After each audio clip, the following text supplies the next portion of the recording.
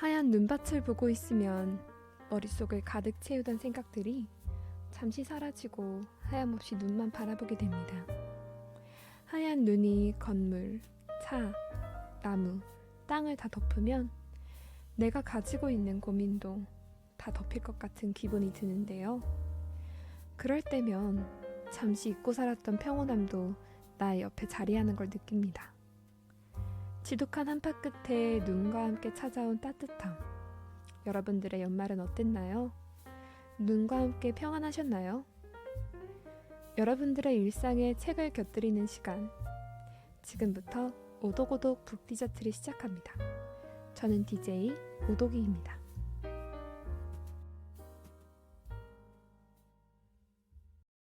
안녕하세요, 여러분. 2024년 갑진년 새해 복 많이 받으시기 바랍니다. 이번 연말에 참 눈이 많이 내렸어요. 12월 초에 날이 너무 따뜻해서 걱정을 많이 했는데 걱정한 게 무색하게 한방눈이 폭풍처럼 펑펑 내렸더라고요. 다들 큰 피해 없으셨길 바랍니다. 이번 2화에서 다룰 책은 루퍼트 스파이라 작가님이 쓰신 알아차림에 대한 알아차림이라는 책입니다. 오독이의 독서노트 인스타그램을 팔로우하시는 분들이라면 아시겠지만 2023년 12월 국립중앙도서관 사서추천도서에 선정된 책입니다. 사서의 추천글에 따르면 이 책이 명상이란 특별한 것이 아니라 나 자신을 알아차리는 것임을 알려주는 책이라고 합니다.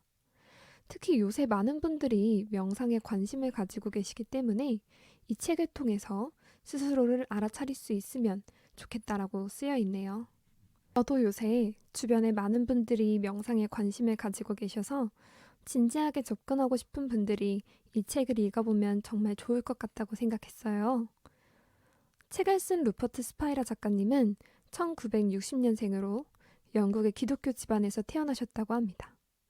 영국분이지만 부모님께서 인도 철학에 관심이 많으셔서 어렸을 때부터 자연스럽게 명상이나 베단타 철학에 대해 배우셨다고 하네요.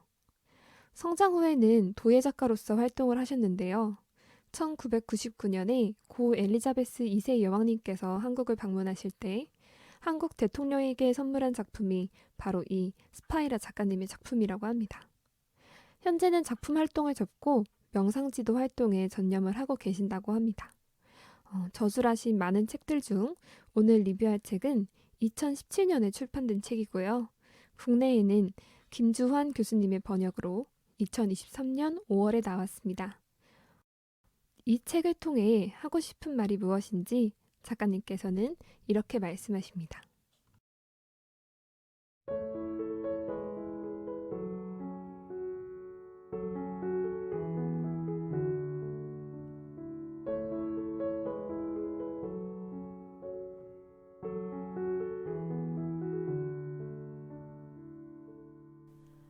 이 책에서는 알아차림이 늘 여기 있다는 것과 다른 모든 것에 우선한다는 것을 발견하는 데 집중하고 그럼으로써 결코 깨지지 않는 평온함과 무조건적인 기쁨이 알아차림의 본질적 특성이라는 것을 밝히도록 하겠습니다.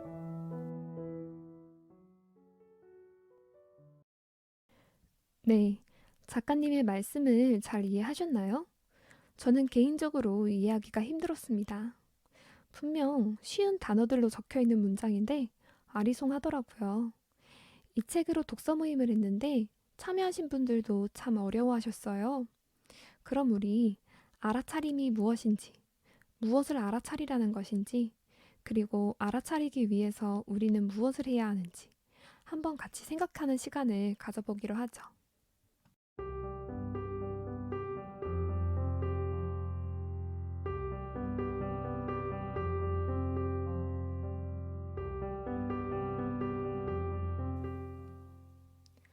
여러분, 명상이 하고 싶다라는 생각을 언제 하시나요? 언제, 그리고 왜 명상을 찾으셨나요? 저는 마음이 괴로울 때 명상을 찾습니다.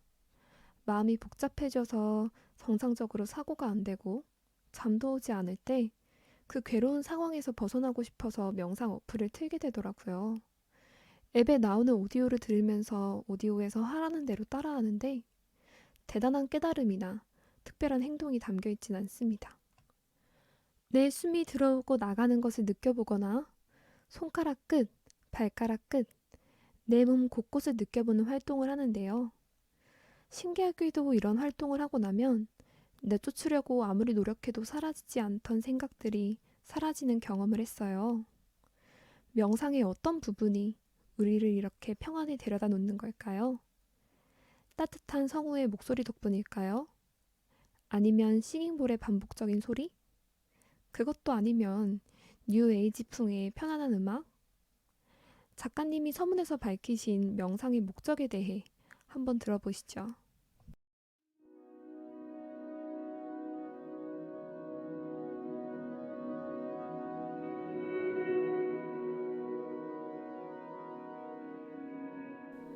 가장 깊고 본질적인 내면에 존재하는 평온함과 행복에 도달하기 위하여 대부분의 명상은 마음을 가라앉히고 마음에 집중하고 마음을 관찰하라고 가르칩니다.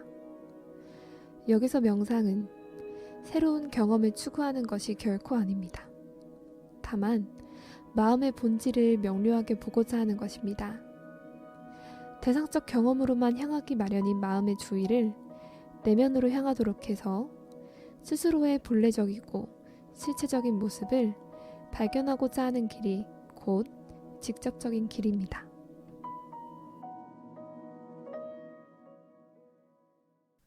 보통 행복해지기 위해서 돈, 가족, 명예, 사랑 같은 것들이 필요하다고 생각합니다. 그렇지만 이 책에서는 이런 행복들이 모두 궁극적이지 못하다고 말합니다. 예를 하나 들어볼까요? 제가 저번 주에 정말 좋아하는 가수 콘서트를 다녀왔어요. 이 가수 콘서트에 가려고 PC방까지 가서 예매를 했는데요. 실제로 콘서트에 가니까 제가 상상한 것보다 훨씬 재미있고 가수분의 목소리가 정말 아름다우셔서 황홀한 기분까지 들더라고요. 그렇게 행복하게 잠들었다가 아침에 일어났는데 눈이 너무 많이 와서 폭설주의보 특보까지 내리고 난리가 났습니다. 그래서 오늘 독서 모임 취소해야 되나? 하고 걱정이 엄청 됐어요. 지난밤에 행복했던 기분은 온데간데 없고 걱정스러운 마음만 제 마음속에 남아있더라고요. 여러분 혹시 어떻게든 성취하고 싶은 목표가 있으신가요? 아니면 그런 목표가 있으셨던 적 있나요? 난 이것만 있으면 나머진 다 괜찮아. 난 죽어도 이건 꼭 해내야겠어. 이런 말을 할 만큼 간절했던 목표들이요. 좀 더 구체적인 예를 들어볼까요? 우리 이런 말 많이들 하잖아요. 나는 아파트 한 채만 있으면 소원이 없겠다. 우리 애가 서울 안에 있는 대학에만 들어가도 난 여한이 없어. 딱 빚 없이 자산 10억만 찍으면 난 진짜 행복할 거야. 네, 이런 말들을 우리가 종종 하는데 정말 저렇게만 되면 행복해질 수 있을까요? 오히려 이런 우리의 바람이나 욕망들이 스스로를 괴롭힐 때가 많습니다. 좀 더 잘해야 해. 좀 더 나은 사람이 되어야 해. 여기에서 만족하면 안 돼. 가끔 이게 우리의 욕망이 아닐 때도 많아요. 오히려 나에게 큰 의미가 없는 사람들이 폄하하는 말에 휩쓸리기도 합니다. 네가 그래서 남들보다 나은 게 뭐야? 최선을 다한 거 맞아? 네 나이, 네 위치에서 그 정도는 해야 돼. 내 마음에 아니면 남들의 평가 기준에 맞추면 우리는 행복해질까요? 알아차림에 대한 알아차림은 외부의 경험, 감각, 인식으로부터 오는 행복은 그 한계가 있다고 지적하고 있습니다. 이런 행복은 또 다른 외부적인 경험, 감각, 인식에 의해서 쉽게 사라질 수 있기 때문인데요. 그래서 결국 진정한 행복은 우리 자신의 본질에서 발견해야 한다고 합니다. 그렇다면 그 본질은 무엇일까요? 이 본질에 대해 작가님께서 쉽게 비유를 해주신 글이 있는데요. 한번 들어보시고 여러분들도 여러분의 본질이 무엇인지 한번 생각해 보시기 바랍니다.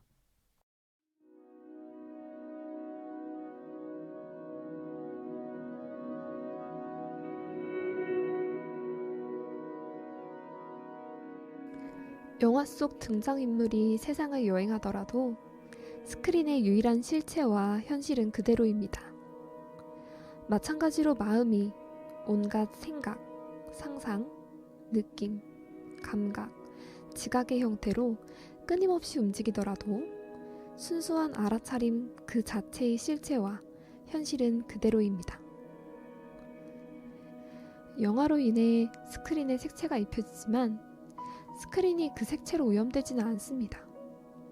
마찬가지로 알아차림은 경험에 의해 색채가 입혀지지만 경험 안에서 발생하는 무언가에 인해 변색되거나 훼손되는 일은 결코 일어나지 않습니다.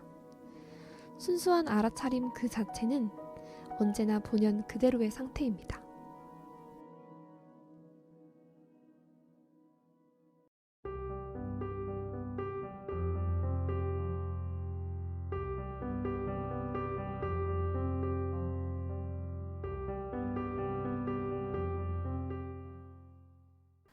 최근에 인터넷에서 본 이야기 중에 너무 공감이 가서 웃겼던 이야기가 있는데 하나 소개해 드릴게요. 어떤 분이 카페에 가셨는데 옆자리에 앉은 분이 아무것도 안 하고 가만히 커피만 마시면서 그 맛을 음미하고 계시더래요. 핸드폰도 안 하고 수다도 안 떨고 정말 가만히 그 공간의 공기와 음료의 맛을 느끼는 그 사람이 너무 무섭게 느껴졌다 라는 이야기였는데요. 많은 분들이 무서웠다는 말에 참 공감하시더라고요. 결국 이 글이 유머글로 인터넷상에서 꽤 유명해졌습니다. 저도 그런 사람이 무섭다는 이야기는 아니지만 카페에서 커피 맛만 즐기는 사람이 그만큼 흔치 않다 보니까 많은 분들이 신기하게 볼 수도 있겠다 싶기는 하더라고요. 그만큼 우리는 항상 현재가 아니라 과거나 미래에 얽혀 있는 것 같습니다. 미래에 가지고 있는 불안을 해결하기 위해 고민에 빠져 있다거나 과거에 있었던 일로 인해 분노하거나 좌절해 있는 경우가 많죠. 우리가 일상적으로 하는 행동들도 깊이 들여다보면 미래에 대한 불안이나 과거에 대한 좌절에 얽혀 있는 경우가 많습니다. 그래서 현재 내가 존재하는 이 시간, 공간이 얼마나 완전한지 느끼는 경우는 흔치 않은 것 같아요. 명상을 하면서 호흡을 가만히 느끼는 행위가 저희에게 평온을 주는 이유는 미래와 과거에서 벗어나 현재에 온전히 존재할 수 있게 하기 때문인 것 같습니다. 작가님도 명상의 방법과 효과를 책에서 소개해 주셨는데요. 한 구절을 여러분들께 공유 드릴게요.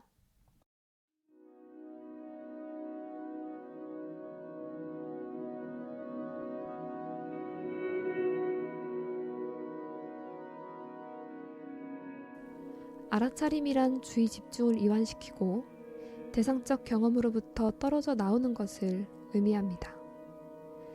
그럼으로써 주의를 자기 자신에게로 되돌아오고 쉬게 하는 것이죠. 따라서 최상의 명상은 마음에 의해 이루어지는 어떤 정신적인 활동이 아닙니다. 그보다는 오히려 마음이 스스로의 원천이자 본성인 순수한 알아차림으로 되돌아가고 쉬고 깊이 침잠하는 것입니다.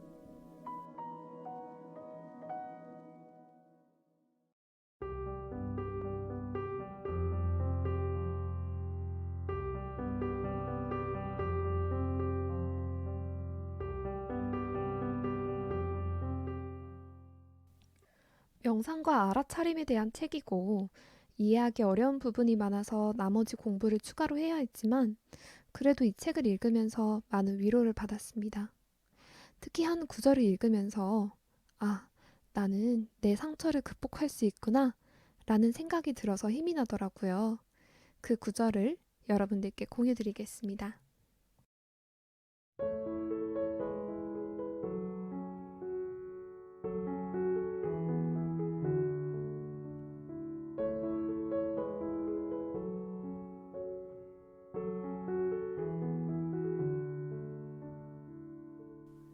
외관상 개별적인 자아는 납작하게 눌려있는 고무공과도 같습니다.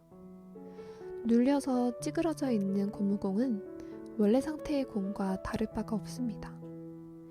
다만 잠시 눌려서 찌그러져 있을 뿐이며 언제든 원래의 편안한 상태로 다시 부풀어 오르려고 합니다. 눌려서 찌그러진 공은 아무 일도 하지 않습니다. 다만 편안하게 이완되고 확장된 원래 모습으로 되돌아오려 할 뿐이지요. 마찬가지로 개별적 자아란 무한한 알아차림이 눌려서 찌그러지고 제한된 상태라 할 수 있습니다. 개별적 자아는 순수한 알아차림으로서의 진정한 나와 별 다를 바 없습니다. 다만 눌려서 찌그러져 유한한 실체로 줄어들었을 뿐이며 언제든 원래의 편안하게 이완된 본연의 상태로 되돌아가려고 합니다.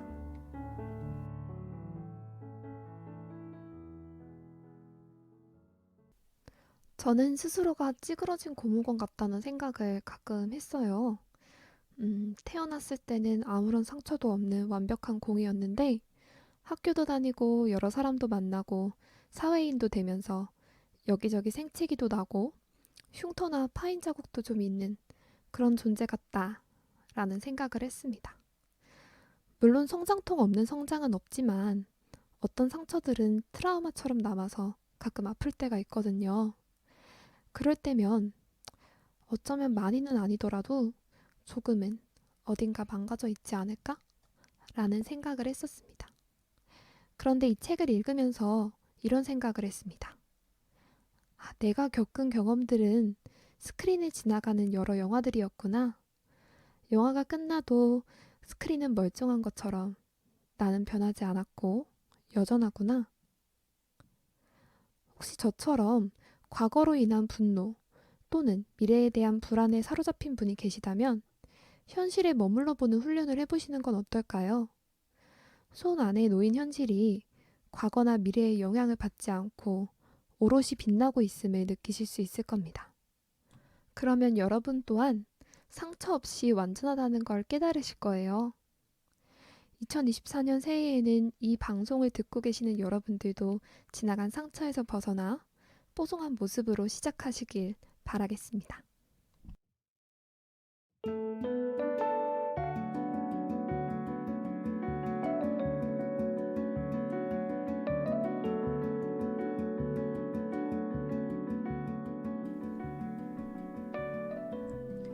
오늘의 북디저트, 알아차림에 대한 알아차림을 가지고 와봤는데요. 여러분 마음에 드셨나요? 여러분이 직접 읽어보시고 느껴보시길 바라는 마음에서 일부 부분만 제가 발췌해 왔습니다. 온전한 책을 읽으신 분들은 뭐가 많이 빠져있는데? 라는 생각도 드실 수 있을 것 같아요. 때문에 관심이 있으신 분들이라면 제가 소개하지 않은 중요한 이야기들도 직접 읽어보시기 바랍니다. 오늘 제 팟캐스트를 듣고 여러분들만의 해석이라거나 감명 깊은 부분이 있다면 댓글로 남겨주세요. 저도 읽어보면서 다시 한번 생각해 볼 수 있는 기회가 되고 또 다른 분들도 여러분들의 댓글을 보고 새로운 생각을 해보실 수도 있으니까요. 그럼 달콤 쌉싸름한 오독오독 북디저트 지금까지 함께 해주셔서 감사합니다. 다음에도 여러분들을 즐겁게 할 북디저트를 소개해드리겠습니다. 그럼 여러분, 다음 디저트도 우리 같이 즐겨요.